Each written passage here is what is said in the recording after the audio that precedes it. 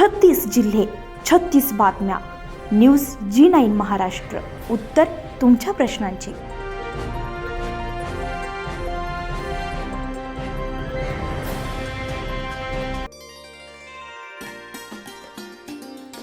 वन्यजीव संरक्षण कायदा 1972 नुसार 25 फेब्रुवारी 1986 रोजी कळसुबाई हरिश्चंद्र अभयारण्य अघोषित करण्यात आले. उत्तर पश्चिम घाटामध्ये अंदाजे 362 किलोमीटर क्षेत्रफळामध्ये विस्तारलेल्या अहिल्यानगर, नाशिक, ठाणे, पुणे या जिल्ह्याच्या सरहद्दीवरील अकोले तालुक्यातील हे वैशिष्ट्यपूर्ण अभयारण्य आहे.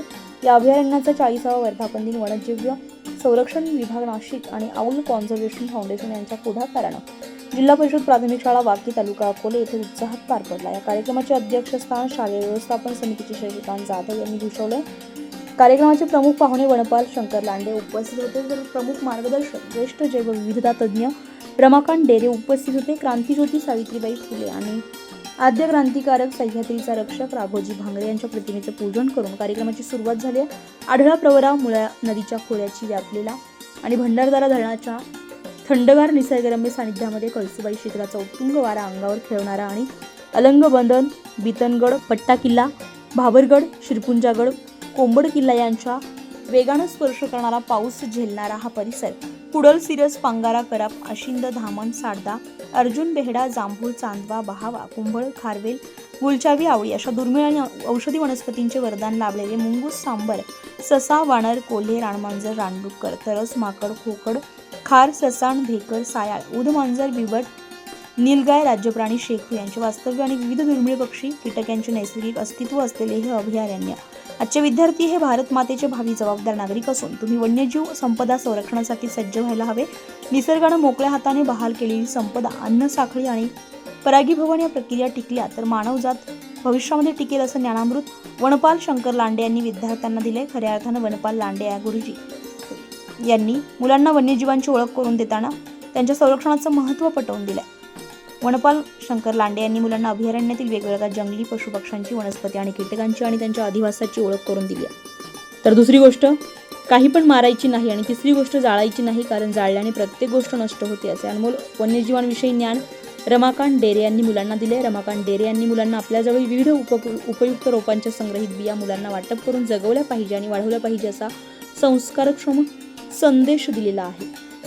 आपला छंद जोपासताना सर्वांसाठी आपण आपला आदर्श निर्माण होईल असं जीवन जगावं, असेच या दोन्ही उपस्थित मान्यवरांचे व्यक्तिमत्व. कळसुबाई हरिश्चंद्र अभयारण्याचे सहाय्यक वनसंरक्षक श्री अनिल पवार सर, तसेच वनपरिक्षेत्र अधिकारी भंडारदरा श्री रुपेश गावित आणि वनपरिक्षेत्र अधिकारी श्रीमती CS सोनवणे यांच्या मार्गदर्शनाने वन्यजीव प्रेमी आणि पक्षी निरीक्षक रोहिदास डगळे यांच्या विशेष प्रयत्नांतून आणि शिक्षण क्षेत्राविषयी असलेल्या आवडीने हा उपक्रम आयोजित करण्यात आलेला होता. यावेळी वनरक्षक प्रवीण साळुंके, वनरक्षक अरुण कोरडे, वनकर्मचारी वसंत भागडे, माजी अध्यक्ष दत्तू सगभोर, ग्रामपंचायत सदस्य राम सगभोर, शालेय व्यवस्थापन समिती सदस्य आत्माराम सगभोर, वंदना सगभोर, प्राजक्ता विद्यालयाच्या माधुरी बोरसे, वाळीबा सदगीर सर, महेश रेवगडे, वाकी शाळेच्या उपमुख्याध्यापिका यशोदा ढगे उपस्थित होते. शाळेच्या मुख्याध्यापिका भीमा कोकतरे यांनी स्वागत केले. शाळेचे उपक्रमशील शिक्षक श्री अर्जुन तळपाडे यांनी सूत्रसंचालन केले. वन्यजीव विभाग आणि ऑइल कॉन्झर्वेशन फाउंडेशनकडून निमित्त या मुलांना शालेय साहित्य आणि खाऊचं वाटप करण्यात आले. माणसांप्रमाणे अभयारण्याचीही वाढदिवस असतो हे ऐकून मुली अवाक झाली. मात्र पुढील कार्यक्रमाची दिशा पाहून आपणही झाडे, पक्षी, प्राणी यांचा आपल्याप्रमाणे सांभाळ करावा आणि त्यांना अभय द्यावे असा निश्चय मताशी नक्की केलाय. शालेय व्यवस्थापन कमिटी शिक्षण तज्ज्ञ श्री धीरेंद्र सगभोर यांनी सर्वांचे आभार मानलेत. सदर नाविन्यपूर्ण उपक्रमाचे माहेरी केंद्र प्रमुख सुनील घुले यांनी कौतुक करत अभिनंदन केले. न्यूज G9 महाराष्ट्रासाठी रामेश्वर निलेवाड.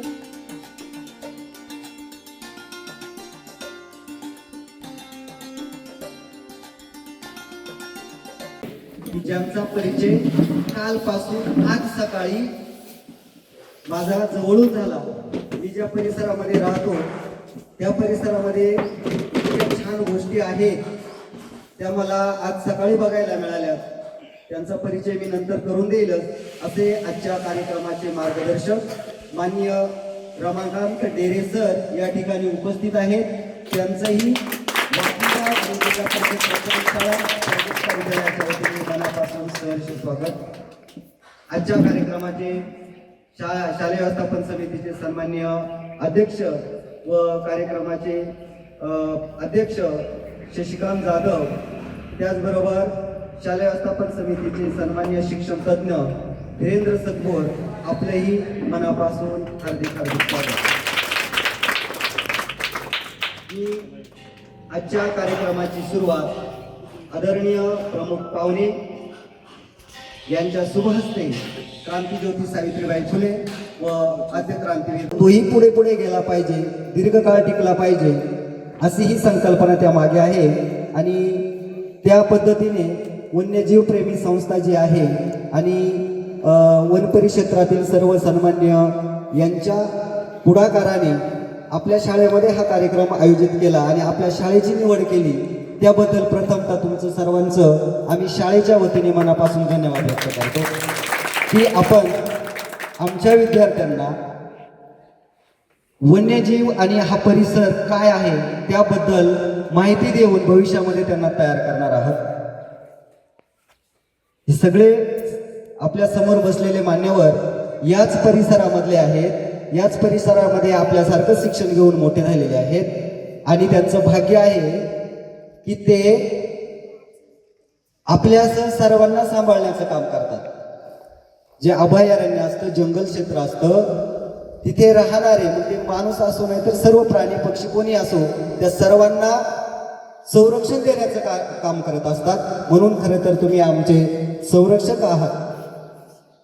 त्याचबरोबर आजच्या कार्यक्रमासाठी आवर्जून आपल्याला माहिती देण्यासाठी की आपल्या परिसरामध्ये आपण जे पाहतो, इकडे टाहकरीचं मंदिर असेल, इथे जी मंदिरं बघतो, रतनवाडीचं अमृतेश्वर मंदिर, ते फक्त मंदिर जाऊन आपण दर्शन घेऊन येतो, पण त्या मंदिरावर काय लिहिलंय किंवा त्याचं ऐतिहासिक महत्व काय आहे ते आपल्याला माहीत नाही. तर त्यांनी जे काय अनुभवलं किंवा त्यांना जे जीवनामध्ये करायचं होतं ते देण्यासाठी आवर्जून त्यांना आपण विनंती केलेली आहेत. आणि साहेबांनी कोणत्याही प्रकारचा विचार न करता किंवा मला यायचंय मी येणार आहे एवढंच मेसेज दिला की मी येणार आहे.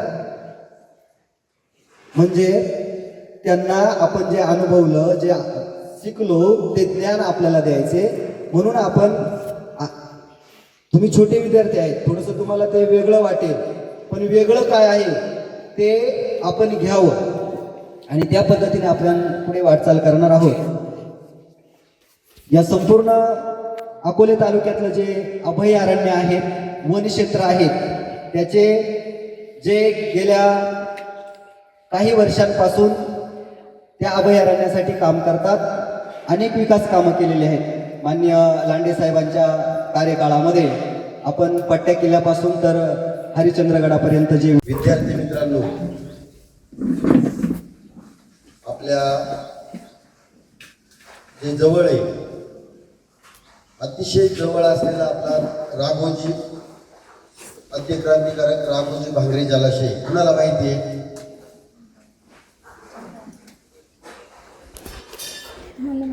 भंडारदरा धरण कोणाला माहिती आहे? मग आता ते भंडारदरा धरणाचंच नामकरण काय केलेलं आहे? राघोजी भांगरे जलाशय. आता आलं लक्षात?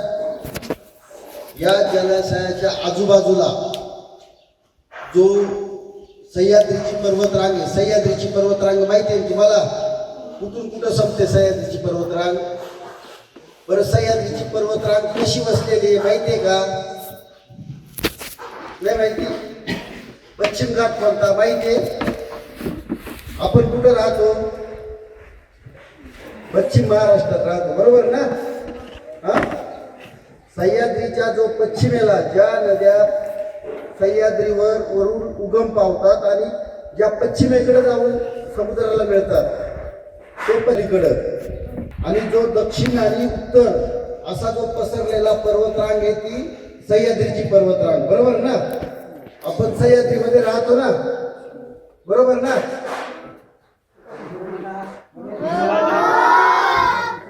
अरे वा वा. बर, मला सांगा आता किती ते किती विद्यार्थी आपले? 1 ते 7. 1 ते 7 ना? 8वी 9वी पण आलेले. 8वी 9वी पण आहे का? हा, हे मागचे विद्यार्थी का?